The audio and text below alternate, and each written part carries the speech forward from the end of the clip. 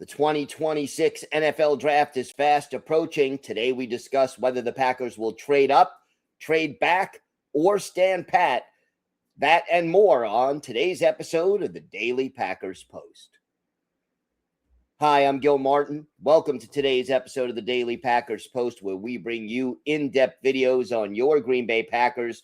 We have new episodes dropping every day, Monday through Friday, so hit the like button and subscribe so you never miss an episode. You could also visit our website at thepackerspost.com for in-depth articles on your Green Bay Packers. Today, we take a look at whether the Packers are more likely to trade up or trade back in the 2026 NFL Draft, or maybe they just stay where they are. They're in an interesting position heading into this year's draft. No first-round pick thanks to the Micah Parsons deal, and no first-round pick next year either. Brian Gutekunst knows the team has many areas of need that need to be filled, and yet, can he do that without a first-round pick and still help this team contend for a Super Bowl? Will he look to make a trade to improve the draft class this year? And if he does, will he trade down or trade back? Remains to be seen. If history tells us anything, it's that Gute will do anything. Trade up, trade back. Heck, he's even done it in the same draft. Let's start off with his very first season as GM, 2018. The Packers started that year with the 14th overall selection, traded back with the Saints to get the 27th overall pick, and added another first-round pick in 2019.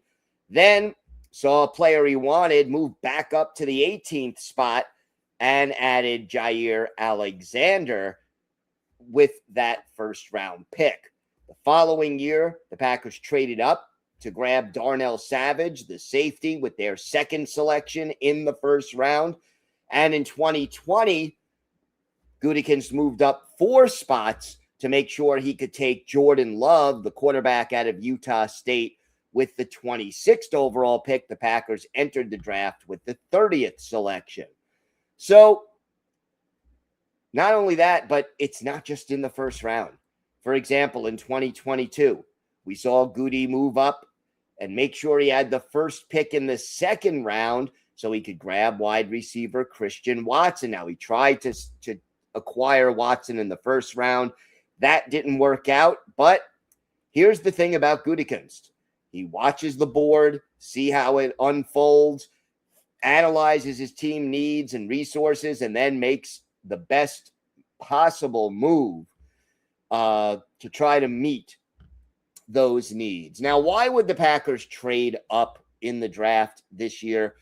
I think there are several reasons. Now, again, we don't have a pick until 52nd overall, which is sort of in the back third of the second round. And yet, you could move up just a few picks in the second round or even try to get back into the first round, depending on the player you're targeting and what the cost would be. Now, we know that some of the areas of need for the Packers, well, there aren't a lot of players who fit the Packers' criteria. That is often size, weight, relative athletic score, what school they went to. Obviously, they need to have tested. Injury history always plays a role.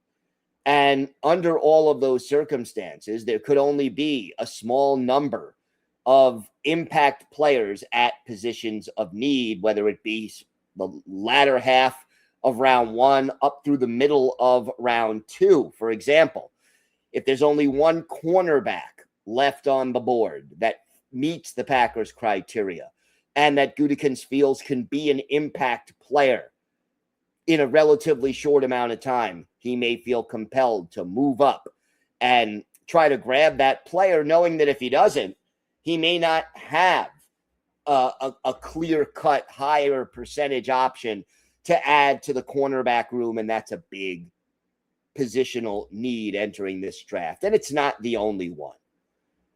Premium positions, though, do tend to be the ones that Gutekunst is going to trade up for. That includes cornerback, edge rusher, offensive tackle, which is a little bit less of a need this year.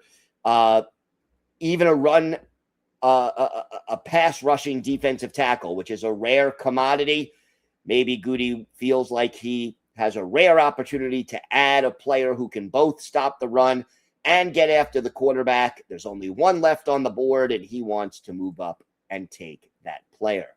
Why would he trade back? Well, that happens if the board is falling in a different way.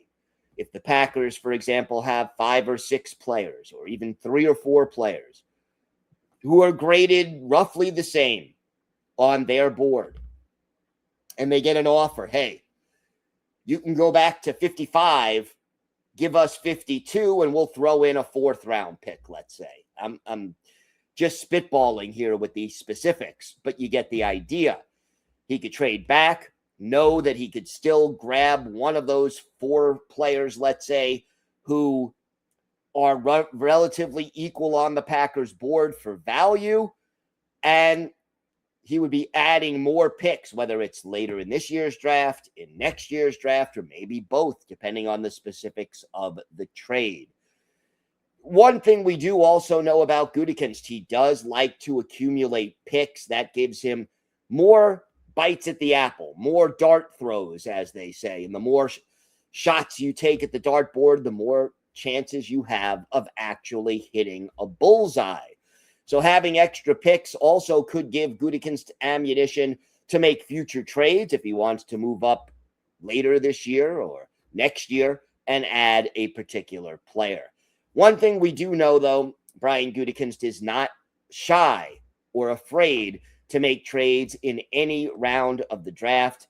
So just because the Packers don't necessarily have a pick in a specific round doesn't mean they're not going to make one. And a trade can happen at any particular moment. So we'll see whether the Packers move up, move back, stand pat. It's all going to be a very interesting situation here at the 2026 NFL Draft. Visit our website at thepackerspost.com for in-depth articles on the Packers. Meanwhile, here on YouTube, hit the like button and subscribe so you never miss one of our episodes.